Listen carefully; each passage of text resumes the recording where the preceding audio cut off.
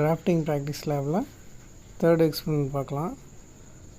இது என்னோடய நாலேஜில் எப்படி வரைகிறது அப்படின்னு சொல்லி பார்த்தோம்னா, இன்னமும் ஷார்ட்கட்டாகவே நிறையா பண்ணலாம், அட்வான்ஸாகவும் நிறையா பண்ணலாம். எனக்கு தெரிஞ்சதை அப்படியே கொஞ்சம் ஷேர் பண்ணியிருக்கேன், அவ்வளோதான்.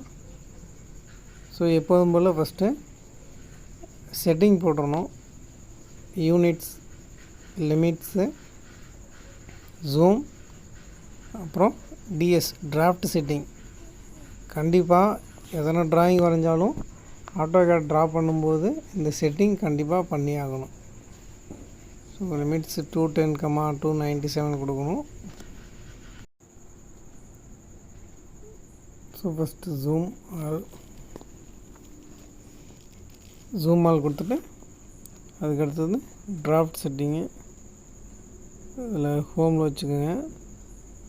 So first of all diagram கொடுத்துருக்க மாதிரி லைன் கமாண்டு.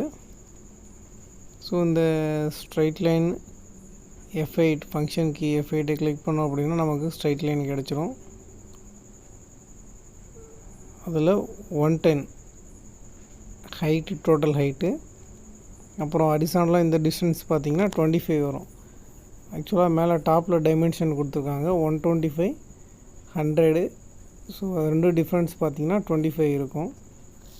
ஸோ 25. அப்புறம் இந்த சின்ன ஒரு பார்ட்டு பார்த்திங்கன்னா அது 15. அப்புறம் இதனுடைய லென்த்து ஒரு 100 mm. ஸோ ஃபஸ்ட்டு இந்த இந்த ஆப்ஜெக்ட் ட்ரா பண்ணும்போது ஒன் சைடு வரைஞ்சிக்கோங்க. அதுக்கப்புறம் கட் பண்ணிவிட்டு ஆப்போசிட் சைடு அப்படியே ட்ரா பண்ணுங்கள். சேம் டைமென்ஷனாக தான் வரும். இது ஒரு 25, அப்புறம் ஒரு 15, அதுக்கப்புறம் ஒரு 100. ஸோ அதில் அப்படியே ட்ரா பண்ணிக்கோங்க. இது வரைக்கும் நம்ம ட்ரா பண்ணது எல்லாமே பார்த்திங்கன்னா லைன் கமாண்ட்ஸ். ஸோ ஸ்டார்ட் பாயிண்டில் ஒரு பாயிண்டில் ஃபிக்ஸ் பண்ணிவிட்டு அப்படியே கமாண்டு வேல்யூ கொடுத்துட்டீங்க அப்படின்னா ஒரு என்டர். அடுத்த வேல்யூ கொடுக்குறீங்கனாலும் ஒரு என்டர். இல்லை கமாண்டே க்ளோஸ் பண்ணணும் அப்படின்னா டபுள் டைம், அதாவது 2 டைம் என்ட்ரு கொடுத்துட்டீங்க அப்படின்னா உங்களுக்கு கமாண்டு க்ளோஸ் ஆகிடும். அப்படி இல்லை அப்படின்னா அந்த எண்ட் பாயிண்டில் வச்சுட்டு எஸ்கேப் கீ ப்ரெஸ் பண்ணிங்க அப்படின்னா கமாண்ட் வந்து ரிலீஸ் ஆகிடும்.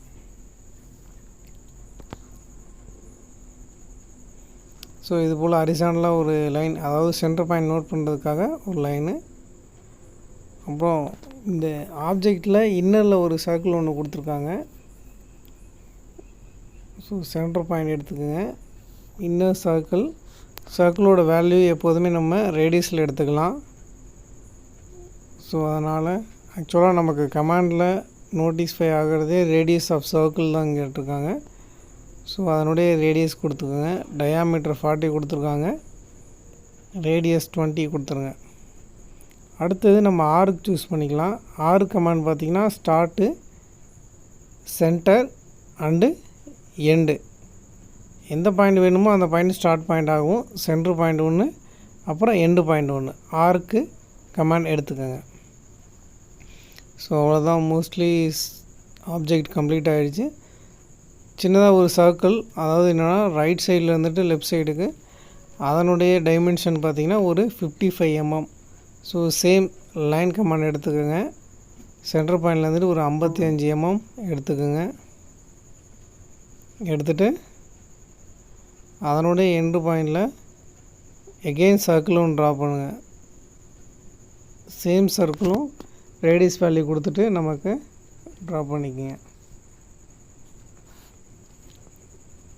ஸோ இந்த டயக்ராம்லாம் ரொம்ப சிம்பிளாக தான் இருக்கும். இந்த சிலபஸ் பொறுத்த வரைக்கும் லைன், சர்க்கிள், ஆர்க் இந்த 3 கமாண்டும் வெல் விஷராக தெரிஞ்சுது அப்படின்னா இந்த லேப் வந்துட்டு ஈஸியாக பண்ணிடலாம். ஸோ இதுக்கப்புறம் லைனை எக்ஸ்டென்ஷன் பண்ணணும் அப்படின்னா ஜஸ்ட் அந்த லைனை கிளிக் பண்ணி ப்ளூ கலர் பாயிண்ட்ஸ் வரும். அந்த பாயிண்ட்ஸை மட்டும் நம்ம அப்படியே எக்ஸ்டெண்ட் பண்ணிக்கலாம். எதுக்காகனா இப்போது சென்டர் லைன் நம்ம நோட் பண்ணோம் அப்படிங்கிற பட்சத்தில் அதை அப்படியே எக்ஸ்டென்ஷன் பண்ணிக்கலாம். சென்டர் லைன் எங்கன்னா அசிஸ்வல் உங்களுக்கு தெரியும். ப்ராப்பர்ட்டிஸில் போங்க. ப்ராப்பர்ட்டிஸில் போயிட்டு பைலேயர், 3ஆவதாக பைலேயர் இருக்கும், அதை எடுத்துக்கிட்டு லோடில் போனீங்கன்னா உங்களுக்கு சென்டர் 5x அப்படின்னு சொல்லி ஒரு டைப் ஆஃப் லைன் இருக்கும். அதை செலக்ட் பண்ணிக்கோங்க. ஓகே கொடுத்துட்டு இங்கேயும் ஓகே கொடுத்துட்டிங்க அப்படின்னா உங்களுக்கு பைலேயரில் அந்த சென்டர் 5x லைனு லோட் ஆகிருக்கும். ஃபஸ்ட்டு லைனை செலக்ட் பண்ணிவிட்டு அதுக்கப்புறம் பைலேயர் போய் அந்த டைப் ஆஃப் லைனை சூஸ் பண்ணுங்கள். ஸோ அதில் உங்களுக்கு சரியாக வரல அப்படின்னா அதனோட வேல்யூ பார்த்திங்கன்னா ஒரு 30 கொடுத்து பாருங்கள். ஆக்சுவலாக அது நம்ம லிமிட்ஸ் கொடுக்குற பேஸ் பண்ணி தான் வரும் இந்த லைன் டைப்பு. ஸோ இப்போ 30 கொடுக்கவும் கொஞ்சம் விஷபிளாக நமக்கு நல்லாவே தெரியுது சென்ட்ரல் லைனு, ஆப்ஜெக்டோட சென்ட்ரல் லைனு. ஸோ இதுக்கப்புறம் டைமென்ஷன் நோட் பண்ணோம். டைமென்ஷன் அஸ் யூஸ்வல் சேம் தான்.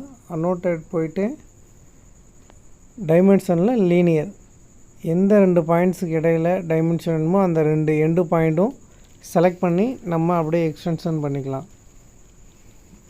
ஸோ இது போல் அடுத்தது டாப்பில் இந்த 25 நோட் பண்ணிக்கலாம்.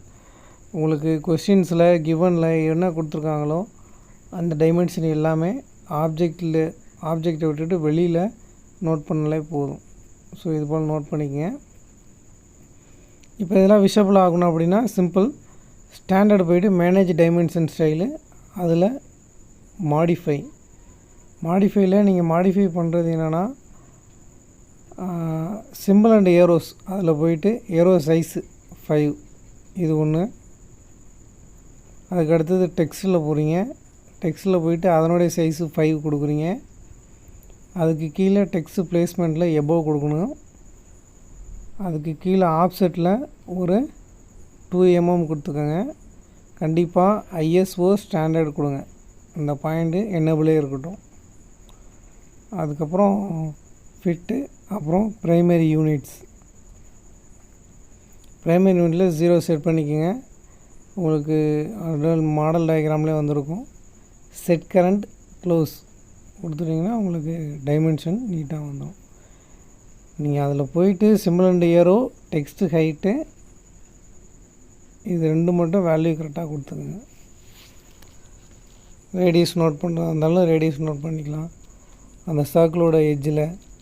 அதே போல் டயாமீட்டரும் அதே தான். டயாமீட்டர் வேல்யூ கொடுக்கலாம், சர்க்கிளோட எட்ஜில் சூஸ் பண்ணி அப்படியே எடுத்துகிட்டு வரலாம்.